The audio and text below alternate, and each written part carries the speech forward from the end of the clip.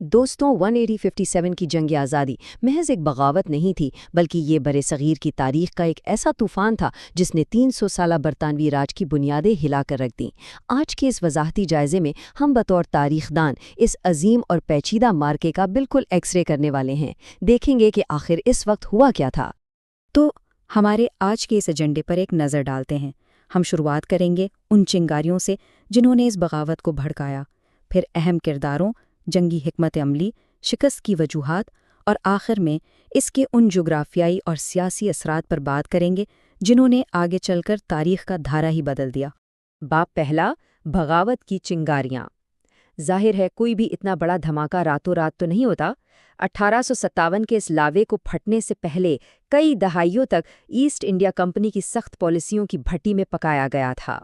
لوگ اکثر سمجھتے ہیں کہ یہ صرف ایک فوجی بغاوت تھی، لیکن سچ تو یہ ہے کہ لارڈ ڈیلہوزی کی ڈاکٹرن آف لیبس سے ریاستیں ہڑپ کرنے کی بات ہو یا پھر مقامی دستکاروں کو معاشی طور پر کچلنا، معاشرے کا ہر طبقہ بارود بن چکا تھا۔ اور وہ جو اینفیلڈ رائفلز کے چربی والے کارتوس تھے، وہ تو بس ایک ماچس کی تیلی ثابت ہوئے جس نے اس سارے بارود کو آگ لگا دی۔ اب ذرا اس ٹائم لائن پر غور کریں۔ اس بغاوت کے پھیلنے کی رفتار واقعی حیران کندی تھی۔ جنوری میں نئی رائفلیں متعارف ہوتی ہیں، مارچ میں بنگال کے اندر منگل پانڈے بغاوت کر دیتے ہیں، اور حیرت انگیز طور پر مئی آتے آتے باغیوں کے قدم دہلی کے لال قلعے تک پہنچ جاتے ہیں۔ صرف چند ہفتوں میں یہ رفتار برطانوی ایوانوں میں خوف پیدا کرنے کے لیے کافی تھی۔ چلیے آگے بڑھتے ہیں باب 2 کی طرف، بغاوت کے اہم کردار۔ تاریخ ہمیشہ اپنے مرکزی کرداروں سے جانی جاتی ہے، اور 1857 کی قیادت میں ہمیں 2 بالکل مختلف بلکہ متضاد شخصیات نظر آتی ہیں۔ ذرا اس تقابل کو دیکھیں۔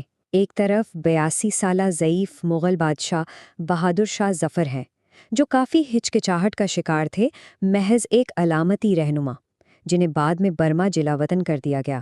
اور ان کے بالکل برعکس تاریخ کی ایک بے مثال اور نڈر شخصیت، جھانسی کی رانی لکشمی بائی۔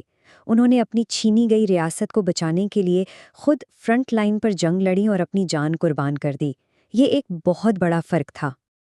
اور رانی لکشمی بائی کی بہادری کا اس سے بڑا ثبوت کیا ہو سکتا ہے کہ خود ان کے سب سے بڑے برطانوی دشمن جنرل ہیو روز نے ان کے بارے میں کہا کہ وہ باغیوں میں واحد مرد تھیں۔